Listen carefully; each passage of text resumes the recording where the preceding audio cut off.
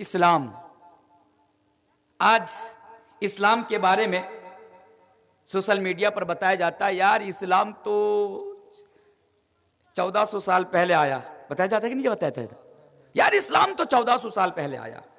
इस्लाम के बारे में आज सोशल मीडिया पर आज वो लोग, नाम नहीं बताऊंगा मेरे भाइयों, नाम नहीं बता सकता, पाबंदी है मेरे ऊपर।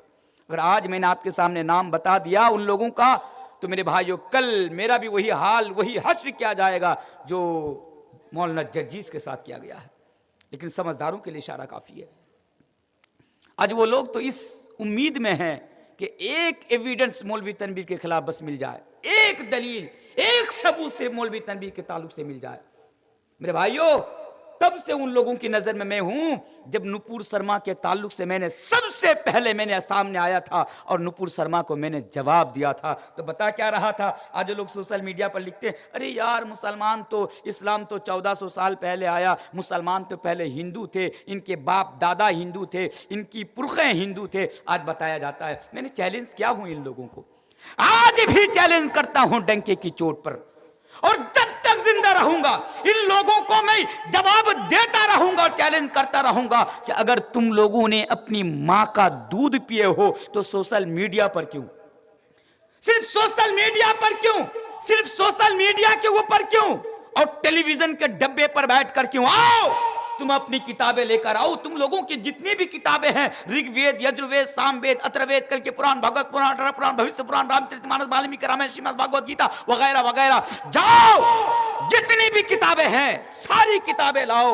और मैं आऊंगा, तुम अपनी किताबें लाओ, हम कुरान को लेकर आएंगे, फिर तुम अपनी किताबों से साबित करना, हम कुरान से साबित करेंगे, फिर फैसला हो जाएगा कि इस्लाम 1400 साल पहले आया या इस्लाम ही सबसे पहले आया, तब ना फैसला होगा।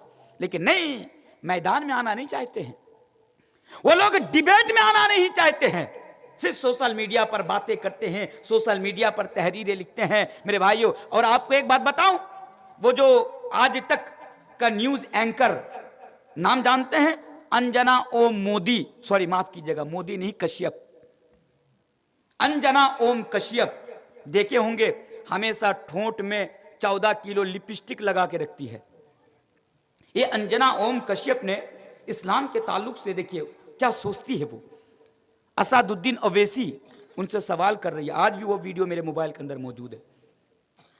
ये अंजना ओम कश्यप ने असदुद्दीन अवैसी साहब से सवाल कर रही है कि असदुद्दीन साहब, वक्त के साथ साथ हर धर्म के अंदर परिवर्तन आया है, लोगों ने अपना धर्म के अंदर, अपना मजहब के अंदर परिवर्तन लाया है, तो क्या आपको ऐसा नहीं लगता कि इस्लाम के अंदर भी परिवर्तन आना चाहिए?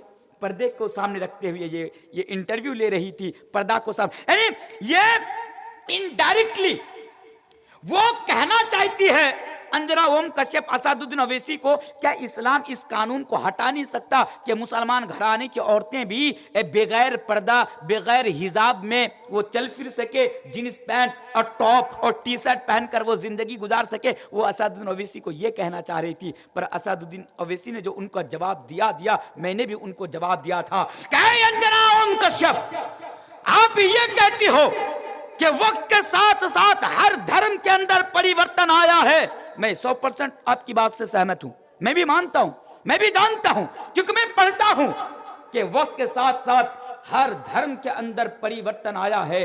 उन लोगों के अंदर जिन लोगों ने अपने बाप दादा की परंपरा को अपना धर्म बना लिया हो, लेकिन इस्लाम 1400 साल नहीं बल्कि इस्लाम शुरू से लेकर आज तक बिल्कुल वैसा ही है, और इस्लाम के अंदर तब्दीली, चेंजिंग लाना मुमकिन नहीं है।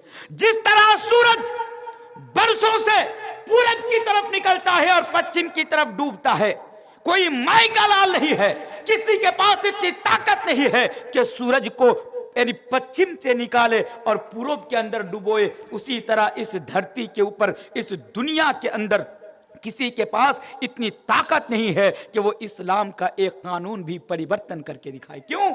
क्योंकि अल्लाह तबारक व तआला ने कुरान करीम के अंदर बयान फरमा दिया है कि अल यौम अकमलतु लकुम दीनकुम व अतममतु अलैकुम निअमती व रदीतु लकुमुल इस्लाम दीना। चलिए बात उधर आपको लेकर नहीं जाना चाहता हूं, अगर उधर चला गया तो बात बड़ी लंबी हो जाएगी और जिस टॉपिक के ऊपर मैं बात करना चाहता हूं ये टॉपिक मेरा छूट जाएगा, उसको साइड में रखिए। बस इतना याद रखिए कि मुसलमान यानी इस्लाम को कबूल किए बगैर और ईमान को लाए बगैर कोई इंसान जन्नत के अंदर दाखिल नहीं हो सकता है। चलिए दूसरी चीज पर जरा गौर कीजिए। ऐ लोगों, जन्नत में ले जाने वाले आमाल में से दूसरा काम, दूसरी चीज ये है, इस्लाम को कबूल करने के बाद, ईमान ले आने के बाद, यानी अल्लाह और अल्लाह के रसूल जनाब मोहम्मद रसूलुल्लाह सल्लल्लाहु अलैहि वसल्लम पर ईमान ले आने के बाद दूसरा काम यह है कि इस्लाम के ऊपर आपको साबित कदम रहना पड़ेगा, ईमान के ऊपर आपको साबित कदम रहना पड़ेगा। आप इस बात को इस तरह समझ सकते हैं, बहुत ही आसान भाषा में और आसान तरीके से मौलवी तनवीर आपको समझा कर जाता है। मेरे भाइयों, अगर कोई इंसान इस्लाम को कबूल कर ले और कबूल कर लेने के बाद अगर वो दीन के ऊपर साबित कदम ना रहे और अगर वो ईमान के ऊपर साबित कदम ना रहे तो ऐसा मुसलमान भी जन्नत के अंदर दाखिल नहीं हो सकता। हर इंसान जो जन्नत में जाना चाहता है, ईमान ले आने के बाद, इस्लाम कबूल करने के बाद उनको इस्लाम के ऊपर साबित कदम रहना पड़ेगा, उनको तौहीद के ऊपर साबित कदम रहना पड़ेगा। लेकिन मेरे भाइयों, बड़ी अफसोस की बात है, आज कितने ऐसे मुसलमान हैं लंबी लंबी दाढ़ी रखे हुए हैं, टोपी लगाते हैं, 5 टाइम की नमाज भी पढ़ते हैं और अपने आप को मोमिन होने का ऐलान भी करता है, मुसलमान होने का ऐलान भी करता है, लेकिन दूसरी तरफ मज़ारों पे जाकर चादर चढ़ाता है, मज़ारों के सामने जाकर सजदा करता है। बेटा बेटी किसी पीर से मांगने के लिए जाता है, किसी कब्र के पास जाता है बेटा बेटी मांगने के लिए, तो याद रखो ऐसा इंसान भी जन्नत के अंदर दाखिल नहीं हो सकता। आपको ईमान के ऊपर साबित कदम रहना पड़ेगा, आपको तौहीद के ऊपर साबित कदम रहना पड़ेगा। इसलिए मेरे भाइयों, इस रूई जमीन के ऊपर अगर सबसे बड़ा कोई गुनाह है तो वो गुनाह है तौहीद से हट जाना, यानी शिर्क कर लेना। अल्लाह तबारक व तआला कुरान करीम के अंदर बयान फरमाता है, इन्ना शिर्क लजुल्मुन अदीम। और लोगों, वो मुसलमान होने के बावजूद भी और ईमान ले आने के बावजूद भी कब्र पे जाकर सजदा करने वालों, बेटा बेटी मांगने वालों, जरा कान खोल कर सुन लेना, इन्ना शिर्क लजुल्मुन अदीम। ऐ लोगों, शिर्क तो सबसे बड़ा गुनाह है और लोगों, शिर्क तो सबसे बड़ा जुल्म है जिसके बारे में अल्लाह तबारक व तआला कुरान करीम के अंदर बयान फरमाता है, इन्नल्लाह ला यगफिरु अन युशरक बिही। और लोगों, अल्लाह तबारक व तआला तो ऐसा गुनाह माफ नहीं करेगा, और लोगों अल्लाह तबारक व तआला तो शिर्क को माफ नहीं करेगा। अल्लाह चाहे व यगफिरु मा दून ज़ालिका लिमन यशा, अगर अल्लाह चाहे तो दूसरा गुनाह माफ कर दे, लेकिन शिर्क इतना बड़ा गुनाह है कि अल्लाह तबारक व तआला शिर्क को कभी माफ नहीं करेगा। तो पता क्या चला, ईमान ले आने के बाद ईमान के ऊपर साबित कदम रहना पड़ेगा। इस तरह घुमा दीजिए इसको। मेरे भाइयों, कब्रों पे जाके सजदा करने वालों, आओ मैं तुम्हें एक पैगाम देना चाहता हूं कि कब्र पर जाने से पहले और सजदा करने से पहले जरा हजरत सुमैया का वाकया पढ़ लेना। मेरे भाइयों, इसको आप भी जरा कान खोल कर सुन लीजिए। हाँ मेरे भाइयों, सहाबा किराम ये जानते थे, हजरत सुमैया ये जानती थी, हजरत बिलाल ये जानते थे कि अगर जन्नत में जाना चाहती हूँ या जन्नत में जाना चाहता हूँ तो ईमान के ऊपर साबित कदम रहना पड़ेगा। अगर ईमान से भटक गया तो हम जन्नत के अंदर जा नहीं सकते, जन्नत के अंदर दाखिल नहीं हो सकते। इसलिए हजरत सुमैया का आप वाकया उठाकर देखिए, आज भी तारीख के अंदर सुमैया का वाकया मौजूद है। वो सुमैया मेरे भाइयों, जब हजरत सुमैया रज़ी अल्लाह ताला अन्हा का वाकया पढ़ता हूँ, यकीन मानिए अंदर से मेरे भाई और रोंगटे खड़ी हो जाती है। आहा, वो हजरत सुमैया, उनका ईमान कितना ताजा था, हजरत सुमैया उनका ईमान कितना पक्का था, उनका ईमान कितना मजबूत था। अगर हजरत सुमैया का ईमान अगर किसी पहाड़ से टकरा जाता तो मेरे भाइयों पहाड़ भी टुकड़ा टुकड़ा हो जाता, पहाड़ भी रेजा रेजा हो जाता। वो सुमैया जो जन्नत में जाने की ख्वाहिश रखती थी, मक्का के काफिरों ने हजरत सुमैया को गिरफ्तार कर लिया।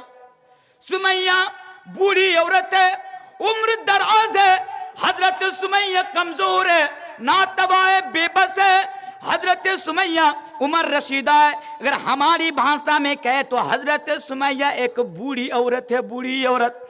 हजरत सुमैया की पीठ के ऊपर कोड़ा बरसाया जाता है। हजरत सुमैया की पीठ के ऊपर कोड़ा से जदोकोब किया जाता है, कोड़ा बरसाया जाता है, हजरत सुमैया को मारा जाता है। मेरी प्यारी माँ बहने, अगर आप मेरी बात को समझ पा रही है तो सुने। वो आप लोगों की तरह एक औरत थी।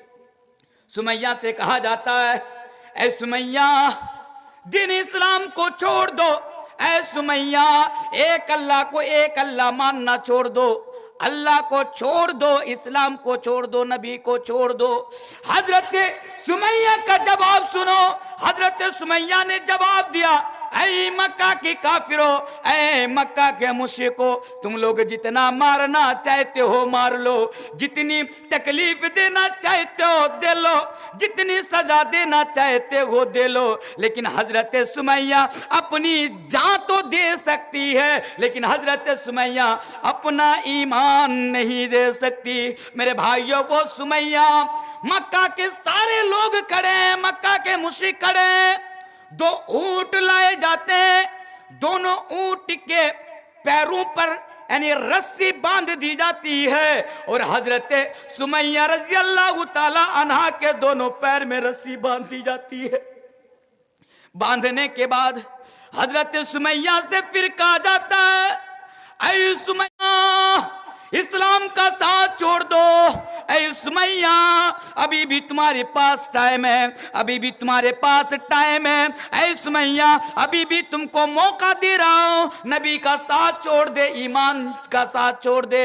लेकिन सुमैया ने कहा, ऐ मक्का के काफिरों, जो करना चाहते हो कर लो, लेकिन मैं अपना ईमान के साथ मैं कंप्रोमाइज नहीं करूंगी, मैं अपनी तौहीद के साथ मैं कंप्रोमाइज नहीं करूंगी। मैंने अल्लाह को एक माना, मरते दम तक मैं अल्लाह को एक मानती रहूंगी। फिर क्या होता है, दोनों ऊंट को दोनों तरफ, दोनों साइड में दोनों तरफ चला दिया जाता है और हजरत सुमैया रज़ी अल्लाह ताला अन्हा को बीच से चीर दिया जाता है। हजरत सुमैया का जिस्म को दो हिस्सों में बांट दिया जाता है। हजरत सुमैया रज़ी अल्लाह ताला अन्हा का जिस्म दो हिस्सों में बट जाता है। लेकिन मेरे प्यारे साथियों, हजरत सुमैया अपने ईमान के साथ और अपनी तौहीद के साथ कॉम्प्रोमाइज नहीं करती है। अगर आप भी जन्नत के अंदर जाना चाहते हैं तो इसी ईमान की जरूरत है। कितना वाकया बताऊं, अगर एक एक वाकया बताना शुरू कर दूं सहाबा किराम के, यकीन मानिए मेरे भाइयों रात गुजर जाएगी लेकिन वाकया खत्म नहीं होंगे कि उन लोगों ने ईमान के लिए, इस्लाम के लिए क्या क्या कुर्बानी पेश किए।